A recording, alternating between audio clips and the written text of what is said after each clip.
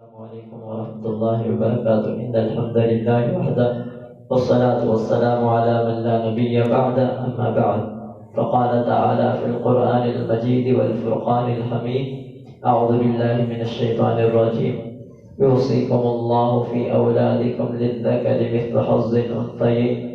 محترم ناظرین، آج ہمارا وراثت کا 12واں سبق اور لیسن ہے، تو آج ہم پڑھیں گے اصحاب الفروض میں سے جو عورتیں ہیں ان کے ہم حصے پڑھ رہے تھے، تو ان عورتوں میں سے جو بیٹی ہے اس کا حصہ پڑھیں گے کہ وراثت میں اللہ تعالیٰ نے اس کے لیے کتنا حصہ مقرر کیا ہوا ہے۔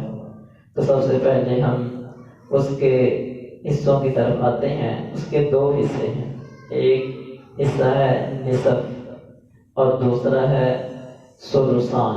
نصف کہتے ہیں یعنی کہ جتنا بھی مال ہے اس کا آدھا، جسے 1/2 سے لکھتے ہیں، اور دوسرا حصہ ہے ثلثان، 2/3 حصہ، یعنی کہ جسے ہم 2/3 سے لکھتے ہیں۔ تو یہ کب ملے گا، اس کی شروط کیا ہے؟ 1/2 نصف اس وقت ملے گا، اس کی 2 شرطیں ہیں۔ عدم المعصب، معصب کہتے ہیں کہ اس کا بھائی کوئی سگا نہ ہو جو اسے عصبہ بنا دے۔ معصب عصبہ سے ہے نا، یعنی کہ اگر اس کا سگا بھائی اس کے ساتھ آئے گا، اس کا بھائی اسے عصبہ بنا دے گا، تو عصبہ بنانے والا اس کا بھائی نہ ہو۔ اور دوسری شرط یہ ہے عدم المشارک، یعنی کہ اس کی شریکہ نہ ہو، یعنی کہ کوئی دوسری بہن اس کی نہ ہو، وہ اکیلی ہی بہن ہو۔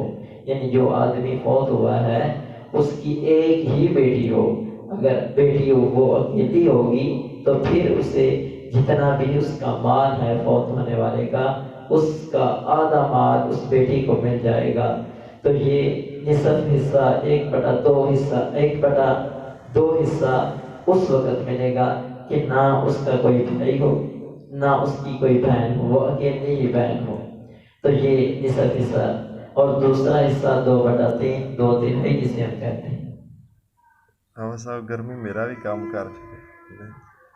دوسرا حصہ ہے 2/3 جسے 2/3 سے لکھتے ہیں۔ اس کی شروع کیا ہے؟ اس کی پہلی شرط وہی عدم المعصب والی، کہ اس کا کوئی اور بھائی نہ ہو، سگا بھائی نہ ہو۔ اور دوسری شرط یہ ہے وجود المشارک، کہ اس کی ایک یا ایک سے زائد اور بھی بہنیں ہوں۔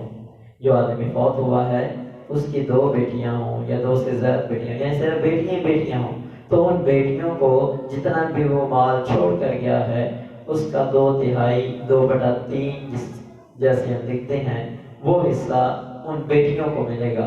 تو یہ 2 حصے قرآن کریم میں اللہ تعالیٰ نے کے لیے مقرر فرمائے ہیں۔ تو انشاءاللہ باقی حصے ہم آہستہ آہستہ پڑھیں گے۔ وما علینا الا البلاغ۔